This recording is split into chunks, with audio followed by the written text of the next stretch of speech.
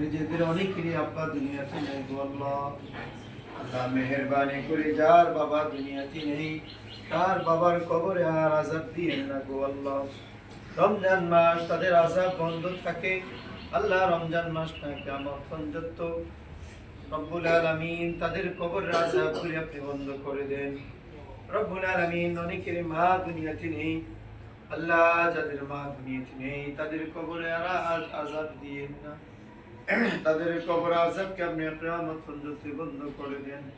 রব্বুল আলামিন আমরা যারা এখানে হাত উত্তোলন করিলাম আল্লাহ, আমাদের হাতগুলিকে আপনি কবুল আর মঞ্জুর করে নেন। রব্বুল আলামিন আমাদের সকলের দিলের মাকাসাদগুলি আপনি পুরা করে দেন। রব্বুল আলামিন আমাদের রমজানের আয় আল্লাহ যেভাবে রোজা, তাসবিহ, তাহলিল, তারাবির নামাজ সহ যা যা ইবাদত বندگی আছে যেভাবে করলে আপনি এবং আপনার রাসূল খুশি হবে এইভাবে আমাদের সকলকে করার তৌফিক দান করে দেন।